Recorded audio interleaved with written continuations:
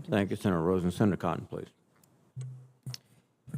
Secretary Kendall, General Brown, I want to commend you again for your clear-headed and even single-minded focus on regaining our technological edge against China. I've supported those efforts in the past, and I continue to support them now. General Brown, I want to talk to you a little bit about some of those efforts and something of a challenge you face. For a few years now, the Air Force has talked to us about divesting certain assets. Those things are known, they're apparent to the eye. Local communities depend on them, whether it's Little Rock or Seymour Johnson or Nellis. But you're investing in a lot of things that we can't necessarily see. Either they're in development or they're highly classified programs. These are capabilities, though, that we need to continue to outpace and deter China. I know we're going to have a closed setting later where we can touch on some of those as a committee, but can you just confirm you're going to provide in that closed session the classified details that we need on the following programs? The first would be the F-35, along with other future fighter force investments.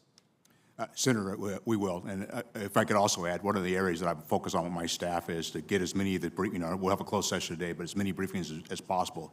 At the same time, provided some unclassified talking points, like we did for Grand Forks on ISR being consistent, persistent, and survivable.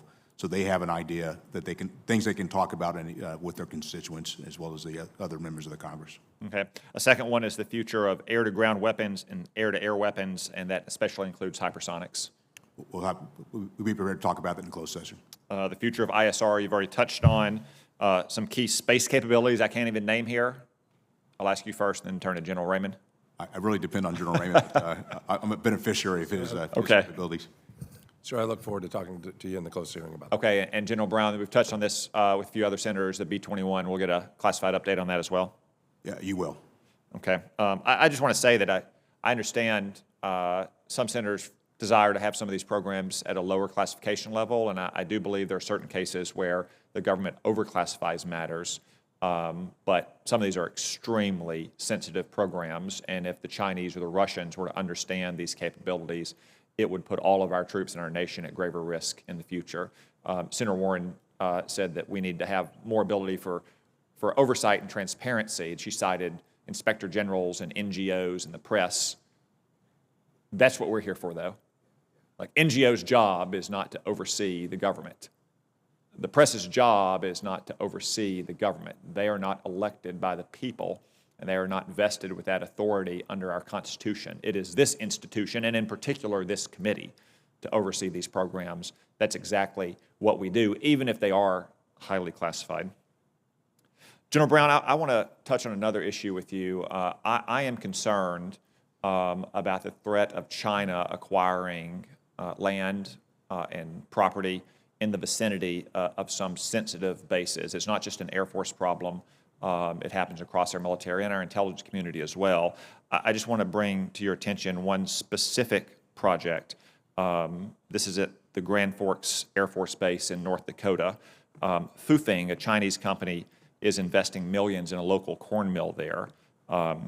Maybe it's just a corn mill, but it would also provide the potential, at least, for Chinese intelligence to engage in intelligence collection of various kinds, both signals collection or human collection. What's the Air Force plans to be sure that that is not happening, not just at this one site in Grand Forks, but at any of its bases around the country, if you can discuss that in an open setting?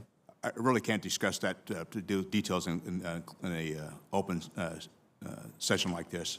I've recently just became aware of this one in particular, but it's something we do pay attention to across the board. Good.